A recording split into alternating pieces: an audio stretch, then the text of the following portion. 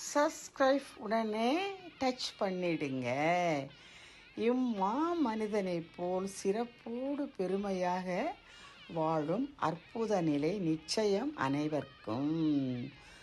தான் உடுத்தி இருக்கும் உடை எவ்வளவு உயர்வாக இருந்தாலும் புஸ்தகத்தில் உள்ள தூசியை துடைக்கும் பெரும் மனிதன்.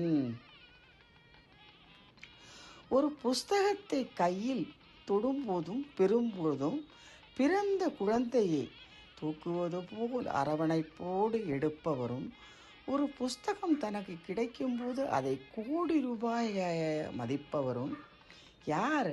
நம் நகரத்தார் குலத்தில் பிறந்த மாமனிதன். சிவகங்கை மாவட்டம் கோட்டையூரில் வாழ்ந்த அற்புதமான ஒரு பெருமை வாய்ந்த காரைக்குடி நகரிலே ரோஜா முத்தையா என்ற பெரும் பாராட்டை பெற்று புஸ்தக ஆசிரியராக இருந்தவர். கிட்டத்தட்ட தன்னிடம் இருந்த 1,00,000 புத்தகங்களை பாதுகாப்பது எப்படி தனக்கு பின் என்று மனம் எப்பொழுதும் எதற்கோ மனம் ஆசைப்படும் போது அவர் தனக்காக புஸ்தகத்துக்காக எப்பவும் மன சிந்தனையோடு இருந்ததனால் பெரும் பெரும் இடங்களில் அந்த புஸ்தகத்தை பாதுகாக்க கேட்டும் சிக்காகோ நகரிலிருந்து வந்த அந்த புத்தகத்தை பல கோடி ரூபாய்க்கு பெற்றுக்கொள்ள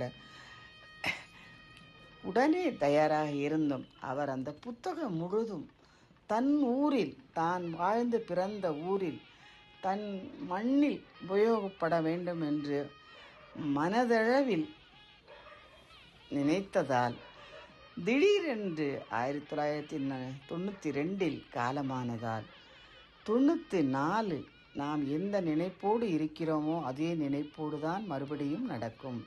அந்த புத்தகங்கள் அதே சிகாகோவில் வந்து பல கோடி ரூபாய்க்கு பெற்றது அவர்கள் அந்த ஆத்மா சாந்தி அடையவே என்று தரணியில் ரோஜா முத்தையா ஆராய்ச்சி புத்தக நிலையம் என்று பெரும் நடந்து இன்று வரை நடந்து வருகிறது. இதில் இன்னொரு பெண் தெரிகிறாளை, யார் என்று தெரிகிறதா? ரோஜா முத்தையா செட்டியாரின் அற்புதமான அருமையான நல்ல ஒரு ஜீன்.